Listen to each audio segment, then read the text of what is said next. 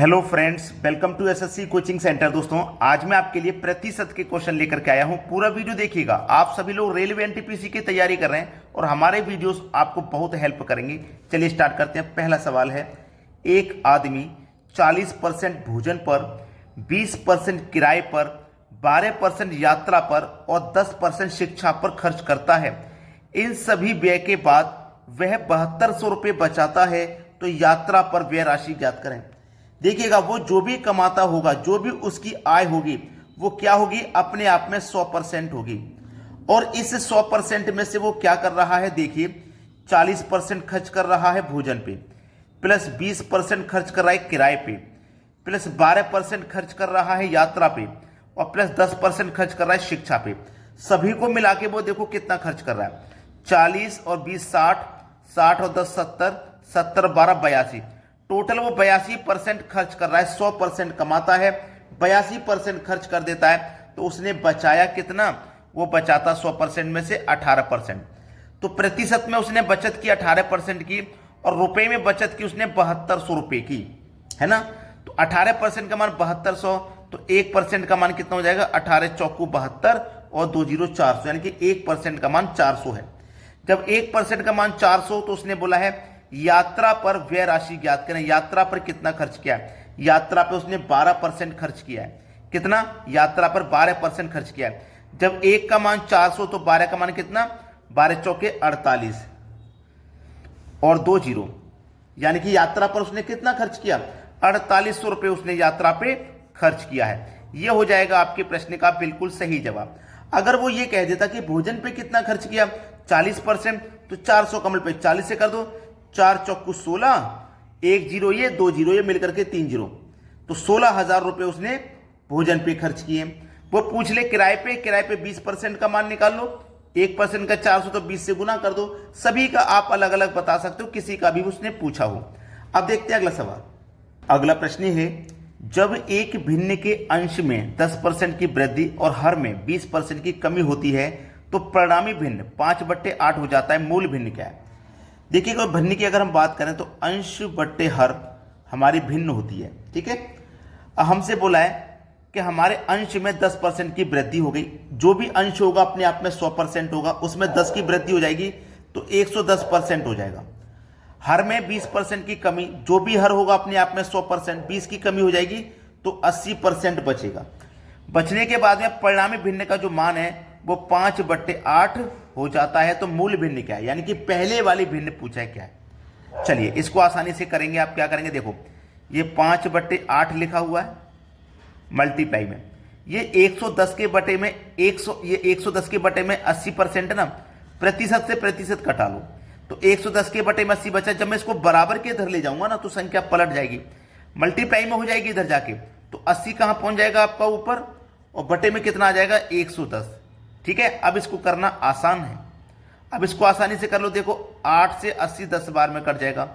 1 0 से देखो 1 0 घटा, 5 कमल पे 1 से करो तो 5, और यहां पे नीचे क्या बचा, 11। तो 5/11 आपकी मूल भिन्न है। यही आपके प्रश्न का बिल्कुल सही जवाब है। अब देखते हैं अगला सवाल। अगला प्रश्न है, जब एक आयत की लंबाई में 20% की वृद्धि होती है और चौड़ाई में 10% की कमी।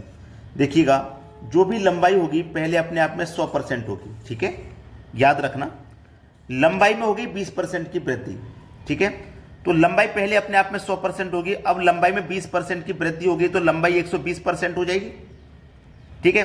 चौड़ाई में 10% की कमी, देखो जो भी चौड़ाई होगी वो पहले अपने आप में 100% होगी। अब इसमें 10 की कमी हो जाएगी। जब चौड़ाई में 10 की कमी हो जाएगी तो ये 90% बचेगी। क्लियर है इतनी बात। उस आयत के क्षेत्रफल में प्रतिशत परिवर्तन ज्ञात करें, ठीक है, क्षेत्रफल में प्रतिशत परिवर्तन ज्ञात करें। तो देखिएगा, क्षेत्रफल बराबर लंबाई गुने चौड़ाई, ठीक है।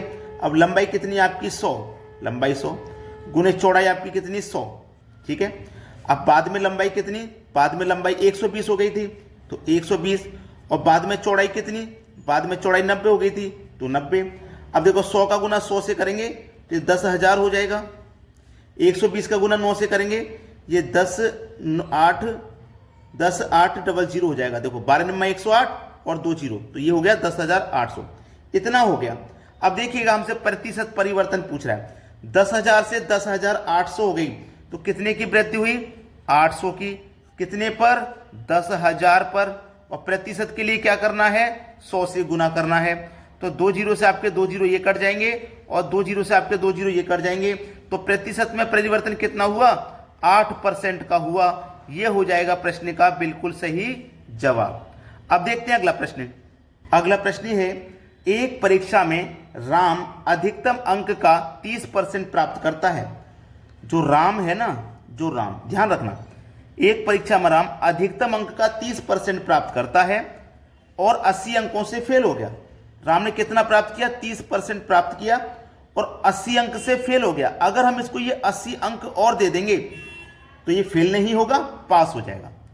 ठीक है। श्याम 200 अंक प्राप्त करता है। एक दूसरा व्यक्ति है श्याम, दूसरा व्यक्ति है श्याम, ये 200 अंक प्राप्त करता है और 15% से फेल हो गया। अगर हम इसको 15% और दे देंगे तो ये फेल नहीं होगा, पास हो जाएगा। तो हमने दोनों को पास बना लिया। इसको 15% दे दिया, इसको 80 नंबर दे दिया, दोनों को पास बना लिया है। अब देखिएगा 15% को मैं इधर लेके आऊंगा, 30% में 15% माइनस हो जाएगा तो 15% बचेगा। 80 को इधर लेके जाऊंगा, 200 में 80 माइनस हो जाएगा, 120 बचेगा। 15% की वैल्यू 120 है।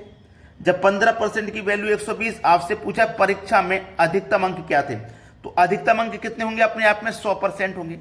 तो आपको क्या करना है? 100% का मान निकालना। तो कैसे निकालेंगे?